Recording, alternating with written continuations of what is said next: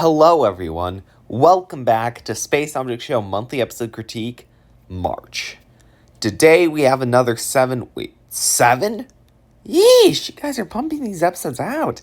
I mean, I'm not mad, more content after all, but gosh, I need to make a lot for this episode. Well, might as well get out of the way. Let's begin. Okay, so a lot of stuff improved from previous episodes. For starters, the designs. Elijah is getting much better at asset design. I mean, if you compare his current assets to his previous ones, it's pretty apparent. Animation is also getting better. It's actually on the higher tier of space show animations, and that's saying something considering it's animated like 3 FPS, I think. And the writing gets increasingly better each episode. There were a lot of funny moments, such as when Salacia appeared, and that one point where Pluto and Sharon scream bloody murder. Speaking of which, audio. Yeah, it's about the same as last time. Not much to say here. Anyways, on to the scores. Writing gets a 9 out of 10, design a 10 out of 10, animation a 9 out of 10, and audio a 7 out of 10, for a total of 35 out of 40. On to the next episode. Let's get the good stuff out of the way. The animation's pretty solid. Sure, it can be a bit basic at times, but there's other times where it's really good. Audio's alright, Mock did all the voices himself and he knows what he's doing. And the designs are also really good. Well, some of them are. The planet designs are really good, but apart from the assets that Mock didn't make, that were okay.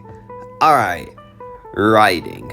Writing is definitely this episode's biggest issue. It's not terrible, but it's not great either. My biggest critiques are this. 1. Australia being an exaggerated stereotype is kind of annoying, which I guess is a double standard on my part since I said I like Salacia and Absolutely Stellar 3, which is an exaggerated British stereotype, but I don't know, maybe it's the execution, or maybe I'm xenophobic to British people, who knows? Anyways, moving on to point number 2. The scene with Mock and Tulip at the beginning felt like obvious foreshadowing. That could have been because I already know it was going to happen, it was in the thumbnail and even hinted in the intro. Anyways, point 3, Beta Pluto's personality is very one note. Literally all she is just a jerk to be a jerk. I get that that's the point, but it still makes her a very bland character. And 4th and most important, the challenge felt kind of rushed. I know the challenge is rather simple, but it feels like it could have been done in a different way to make it feel like it wasn't written in less than 10 minutes. Other than that, the episode was fine. There were moments that made me laugh, there were a lot of good moments, but there were a few bad moments, and that kind of weighed the writing down. Then again, this is the first episode, so I'm sure most of the episode was just introducing the cast and all that. Anyways, scores. Writing gets a 5 out of 10, design an 8 out of 10, and animation and audio a 9 out of 10, for a total of 31 out of 40.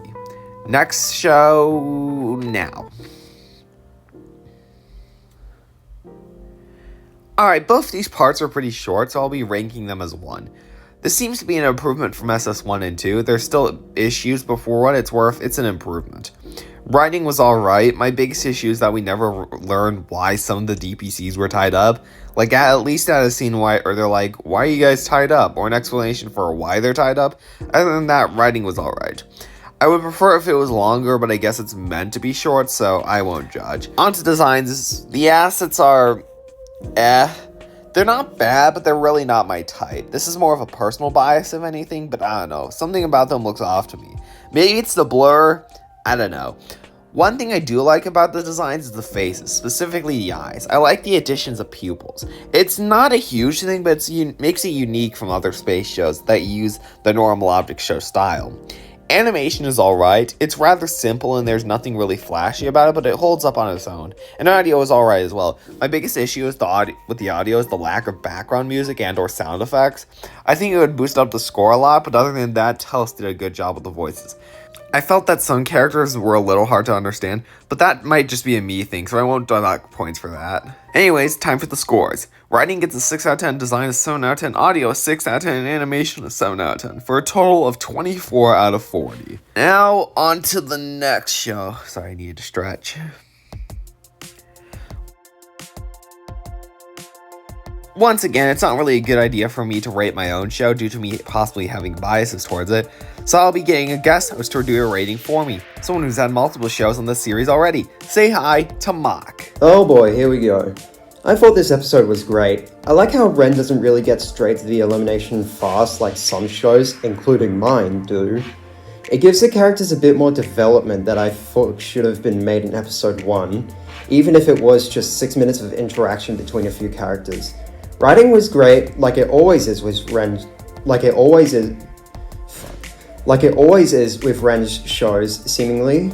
My only concern is that Ren might be revealing lore a bit too quick. We are in the second episode and quite a lot has happened already, but that could also be me. Plus, I probably have no say But that could also be me. Plus, I probably have no say in such things, as I've done it a lot in the past. Oh god, the Cosmic Evolutions flashbacks are coming back. Audio was probably about the same as last time, except it feels like the whooshing sounds have been reduced a tad more. Design is great as usual, and I don't know what it is, but I love a lot of the backgrounds used in this episode. I thought they were great. Another thing I'd like to point out is some asset designs got even better in this episode. Great job on that. Animation is the same as before. One thing I'd like to point out is that I like the challenge explanation animation. It's just not overwhelmingly animated, which is how I do it, and personally, I like it that way. Speaking of the challenge, you get a B. It's relatively simple, but I see it being an enjoyable and entertaining challenge. Overall, great episode. I'd say it's a very similar ranking to episode 1. If I had a tier list of each This Is Not a Joke Show episode, even though there's just 2, so there's obviously not, I put them in A tier. I believe this episode gets an 8.5 out of 10 for writing, a 9 out of 10 for design, animation an 8 out of 10, and 8 out of 10 for audio as well, with a total of 34.5 out of 40. Oh boy, I have a lot to say. Alright, we'll start with the audio. The biggest caveat I have with the audio is that Narrated and Hippocamp's voices are too quiet. As I'll reiterate from the previous episode, because quiet audio is a recurring theme in these Fits reviews, if a character who doesn't get much screen time is rather irrelevant to the story, it isn't a huge deal, but Narrated and Hippocamp have much more lines than someone like, say, Umbriel in episode 6, so I do kinda care. The other voices make up for it though. They're all really good, except Sao. Her voice actress is cringe and unfunny. I would like to give a special shout out to Denise and I don't know for their roles in the first scene because they were freaking phenomenal. You can tell they put a lot of effort into conveying the emotion of the lines. Denise even went the extra mile and put rubbing alcohol in her eyes so that she could cry more authentically, which for the record is something I do not recommend, but if you wanted to do that, I can't stop you. But yeah, bravo to those two. Give them a freaking raise. Oh gosh, I wrote all that, and that's just the audio segment. I'm gonna have to make this an entirely separate video, whatever, runtime is important. Alright, moving on to the designs. The assets and backgrounds are about the same as last episode. I do find it odd that some of Neptune's moons are much more detailed than others, but that's probably because we don't have really good photos of them. They're more just specks orbiting Neptune. One thing that definitely boosts the design scores up a bunch is the creativity with Neptune's outer moons. All of them, apart from Halimede, have a unique design quirk that makes them different from the others. One has 4 eyes, Laomedea's eyes have a pink glow, Nesso has pupils and strings coming from their arms, Sao has 3 arms, 5 has a red eye, Samathi's eyes have a metallic texture, and 10's left eye is triangular and has a pupil, as well as him having a mouth. All of the designs are very unique and well executed, so congrats to Ani on that front. Nezo is very cute, I want to hug them. Alright, animation. Animation in Fits has always been flawless. I don't really have much to say since it's the same in every episode. One thing I will mention, however, is that Ani got a new animator in this episode, that being Elijah. Apart from the tweeting and some inconsistencies in the more complex design, he did a pretty good job at matching Ani's style. Better than me, I can say.